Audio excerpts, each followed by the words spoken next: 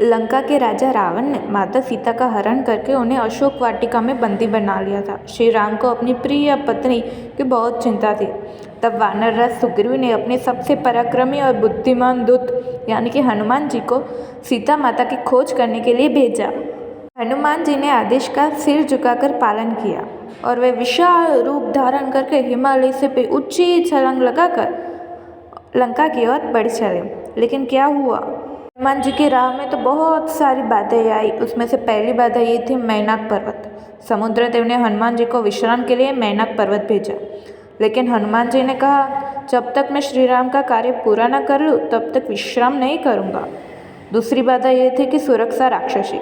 हनुमान जी का रास्ता रोककर एक विशाल राक्षसी ने कहा, कोई भी इस मार्ग से बिना मेरे पेट में गए नहीं जा सकता।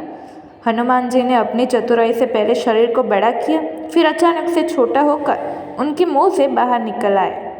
तीसरी बाधा यह थी सिंह का राक्षसी। उसने हनुमान जी की परछाई पकड़ ली, लेकिन हनुमान जी ने झट से उसे नष्ट भी कर दिया और तेजी से लंका की ओर बढ़ चले। रात का अंधेरा था। हनुमान जी ने अपने शरीर को छोटा कर लिया और चुपचाप लंका नगरी में प्रवेश कर लिया। उन्होंने अशोक वाटिका में सीता माता को उदास देखा। राक्षसों की पहरेदारी थी। माता सीता दुखी होकर श्री राम को याद कर रही थी। हनुमान जी ने धीरे से माता सीता के पास जाकर श्री राम की दी हुई अंगूठी उनके चरणों में रख दी और बोले, माँ, मैं श्री राम का दास हूँ। प्रभु जल्दी आपको लेने आएंगे। माता सीता की आंखों में आंसू आ गए। उन्होंने अपनी चूड़ामणि हनुमान जी को दी और कहा, मेरे स्वामी श्री राम को यह कहना देना और कहना कि सीता आपकी राह देख रही है। हनुमान जी ने सोचा, रावण को अपनी शक्ति का परिचय देना आवश्यक है। उन्होंने अशोक वाटिका में राक्षसों का नाश करना शुरू किया।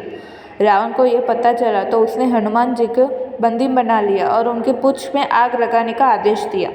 लेकिन हनुमान जी ने अपनी शक्ति से पूरी लंका जला दी और श्री राम का जयघोष कर